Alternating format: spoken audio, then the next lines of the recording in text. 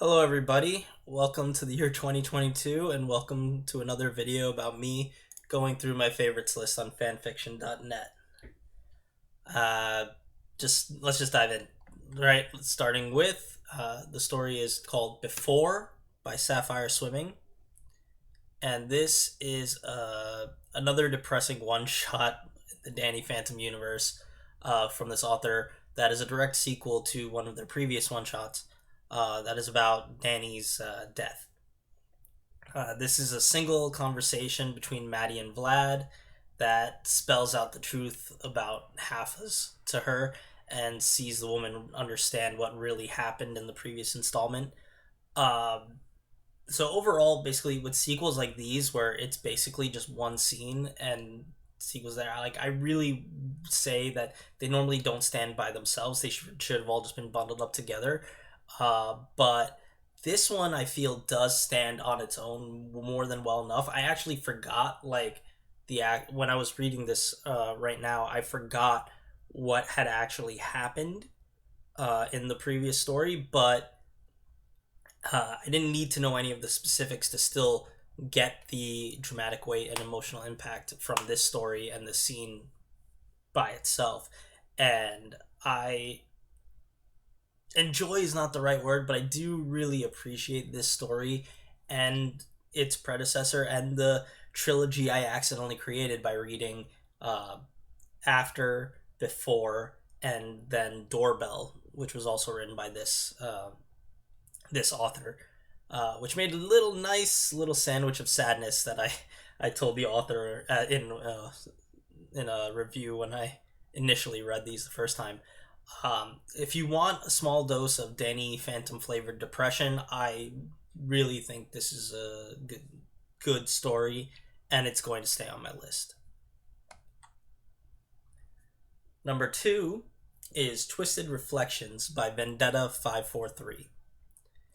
And this is a Familiar Zero fanfic where instead of summoning Saito, Louise summons the Chosen Undead after they had decided to ignite the kiln and burn for a very, very long, he doesn't know how long, from Dark Souls 1.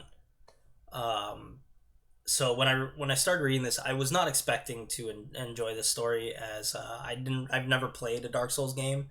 You know, I always joke that I died at character creation during in Demon Souls when I tried it once, which basically happened. Like but whatever. So I don't know any of the lore really. I've seen a couple random videos, but I know nothing really about Dark Souls.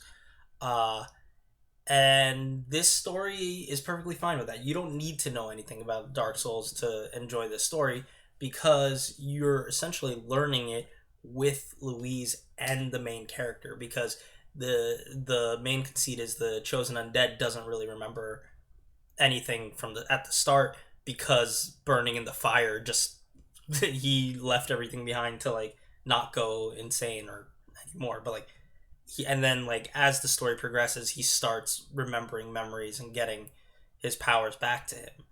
And so the lore is dropped in like small chunks only as they become relevant through the plot, so it never really feels like overwhelming as like a huge fucking just dump truck of lore that I don't care about or has no immediate impact. Like it's well done, I feel. The main relationship between Louise and Raziel is pretty good. The Raziel being the chosen undead's name in this story. Um, Mainly, again, I like it because again it moves away from the abusive zone so like very quickly, which is like I've said many times. I hate that kind of relationship. The other elements of Dark Souls throw huge wrenches into the plot, so it changes a lot. As again, like the other Void familiars are also Dark Souls characters, so this is not a simple Saito replacement story. It is actually a universe merging where there are enough hints that like the Dark Souls universe and the Familiar Zero universe are one and the same, just separated by large amounts of time. Um, and in Dark Souls, time does not matter, so because time is so it's all very rare. I also think it makes the story much more interesting because it lets people learn about Dark Souls lore in a way that's probably better than the games, from what I've heard. Like Everything I've heard say, like, the trying to find out the actual lore in the games is basically impossible unless you're watching a video from like Vati Vidya or a whole bunch of other people who break it down for you, because otherwise you're gonna have to look through like all item descriptions and stuff and nobody tells you anything. uh there is a lot here. It's almost a million words, and the author's last update was in 2021, so I think it's still going. And if you want to learn about some Dark Souls lore and have a good story, I think this would be a decent one for you, and it's going to stay on my list. Sorry, I'm a little itchy. But yeah, I like this. It's going to stay on my list. Uh, okay, number 3 is Do Unto Others Before They Do Unto You by SmallBurnyThing. And this is a marriage law Harry Potter fic filled with a whole bunch of tropes and evil Hermione creating an army of followers. Decent enough, and if you just want a little bit of Schadenfreude and just want to read a marriage law fic that like lets Harry come out on top with like a bunch of stupid, like a bunch of like fucking over Malfoys and stuff like that, give it a read. But I don't see a reason to read this more than once, and it's gonna fall off my list. Moving on, now we have The Mistakes of Haruhi Suzumiya by Haru List. So this one is interesting. It's a Haruhi fic where she is our main character and our narrator, instead of Kyon, which is different from most of the Haruhi fics I read. And this story really puts you in her mind, and it humanizes Haruhi in a way that most of them, like, the story, the anime itself is all about her being like a god and larger in life, right? So as she's the one doing it, she's always comes off bigger than everybody else. But here, the story is all about her screwing up with Kyon and going one step too far and realizing it. So it really makes her feel like an actual person who realizes who can and realizes she fucked up and tries to work and fix it. The events in this story all feel like they could have genuinely happened if as a continuation of her of the story, and the relationship between her and Kyon feels genuine. The only slight problem I had with the story is the ending, but that's more just because I don't think if I was in Kyon's shoes, I don't think I personally would have done what he does in the ending of this story. But at the same time, I don't think I'm that great of a person, and I think Kyon at least is a much more lenient and better person than me. So I do think this is, but aside from that little nitpick, I really do think this is a good story that deserves to be read, and it's going to stay on my list.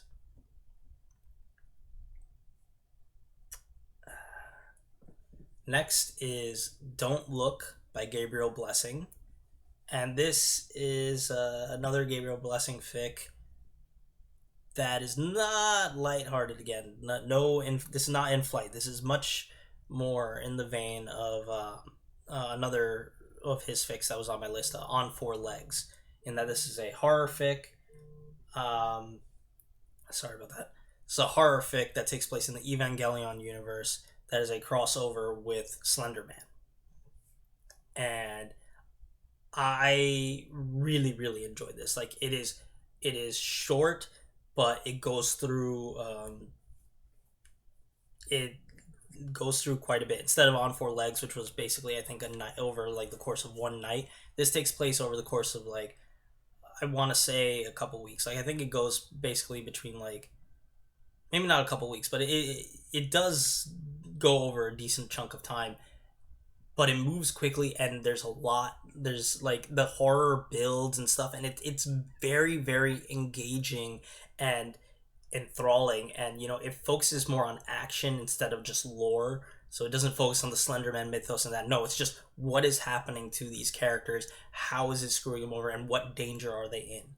And that makes it a very quick read, where not only is the pace quick, but you don't want to stop until you just finish the story. It's dramatic and terrifying, and I highly recommend it, and it's going to stay on my list. All right. Almost last, we have When the Hero is Not a Hero by Rin Kai-ho. And this is a Fate Stay Night fic where Shiro, after the events of the fire, instead ends up in hell and gets adopted by Etna and raised by Etna in the Disgaea universe. And, he grows up with all that stuff and then magically just ends up back in Fuyuki right at the start of the Grail War and brings his crazy Disgaea-ness with him. So there actually are two decent-ish chapters to this that promise a good story, but again, as with most of these things, it never really builds anywhere.